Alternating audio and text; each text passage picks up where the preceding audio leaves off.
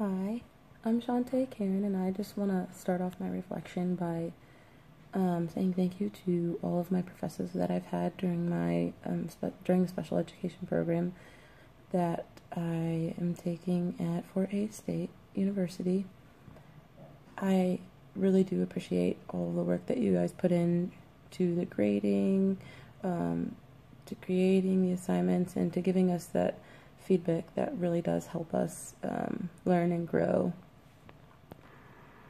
I would also like to thank my partner that I had because he really helped me a lot on my portfolio. So thank you, Clayton. I was struggling a little bit with some things to figure out to put where, but he really did help me, and he was just there for me when I needed him. And congratulations on the new baby. I want to start off talking about the preconceived ideas or assumptions, I guess you could say. Coming into the SPED program, I was already a special ed teacher, so I look at things with my eyes wide open and just fill out things in the situation. I came into my teaching job as a teacher with a provisional license, so I had taken a practicum, but I think I benefited from it, but not as much as just being hands-on and being in the classroom and doing everything that I've done in this SPED program. I had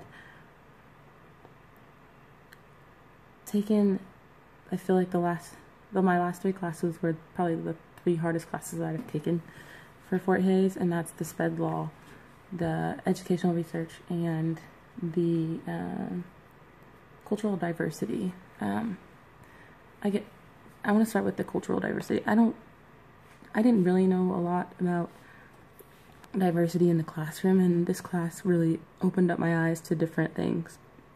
Like affirmative action. I had one view on it, and just by doing research and being able to discuss with my classmates, I came out with a different view, and I'm kind of in the middle now. Kind of in the middle of where I stand, and so it's made me look at things a different way. But that class has also made me look at my classroom and the students that I have in here and kind of say, what are ways that I can make sure that children understand about discrimination, prejudice, when it's happening, how to recognize it. Am I celebrating the diverse cultures that I have in my classroom, or am I celebrating them enough at least? I guess there could never really be enough, but just kind of looking when I'm doing things and looking at my students and their backgrounds and seeing ways that I can help them that relate to their backgrounds. That's something that I really plan to kind of look at based on that cultural diversity class. The second class that I took is SPED Law, and that is a class that everybody in my district told me to kind of wait till the end of my program to take, so that is what I did.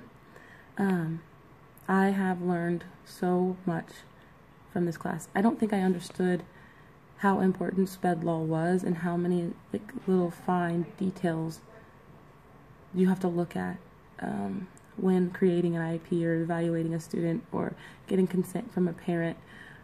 All these little things are big in the scheme of things and can get you in a lot of trouble if you're not doing them right. The case studies that we had to do for SPED Law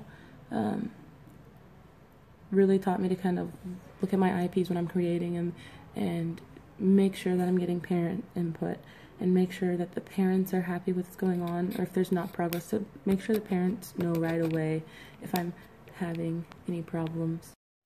Sorry, picking up where I left off, just that SPED Law made me really realize that communication with parents is important. Something else I didn't really realize is how hard early childhood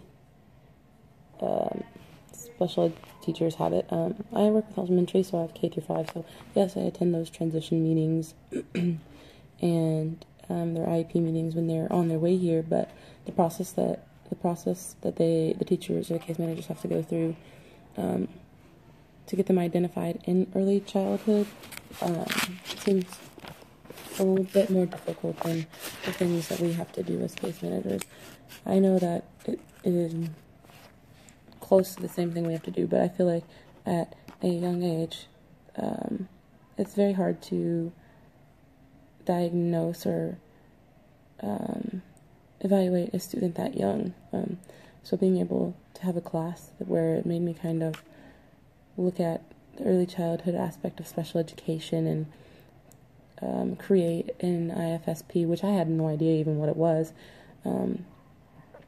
really opened my eyes to some things that happen in early childhood, and it goes through the same as in the secondary transition classes. I was able to do some activities that really opened up to the lack of things we have in our district for kiddos transferring from high school into the real world, to that post-secondary, whether it's college or whether it's getting a job or continuing into some kind of schooling where they can be successful. So that class really kind of made me look at the high and the low of education, because I'm right in the middle, and realize what those teachers do and go through on a daily basis. The last class I really want to talk about is my educational research class. I knew research was important, and I don't think I understood how important research is when looking for interventions or just evidence-based practices, looking at articles and making sure that they're valid and reliable. Probably one of the classes that has made me lose the most sleep, just because stressed out and completing the work, I just feel like I'm not doing it correctly. Even my teacher for this class is wonderful, and she gives great feedback, and I really do appreciate that, because I read through that feedback and try to go back and correct things I know that she kind of really pointed out. She has been super helpful in the whole process of that educational research class. But even now, just like when I do my IEPs, like I still have to do research on accommodations or modifications or things that I'm trying to put in place for my kiddos to make sure that they're correct things, or the things that are going to work and can be best practice for my students. So I've learned how important research really is, whether it's just for something small or whether it's for something big. Overall, this program has really helped me realize to use my resources. I am one who likes to figure out my things on my own, but I've realized that this program and being a SPED teacher, it's all about communication and collaboration, and if you don't do either of those, you are going to be stuck in the mud.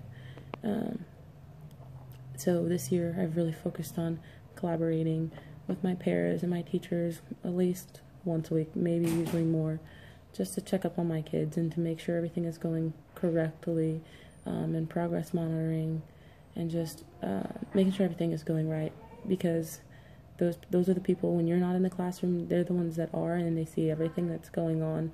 And I think that this program, based on the activities that we've had to do, or the research papers, or just any assignment, I've almost had to collaborate with somebody on every single one of them, whether it was a discussion board or whether it was our literature review. Just I've been asking questions, and it's something that I don't like to do, but I've really been forced to do that through the continuing of this program, and I think it has really helped me out as a person and in my job as a special educator. Again, I just want to say thank you to all my professors who I've had, and that I really do appreciate all the work that you have done in helping me become successful in the area of special education. Thank you.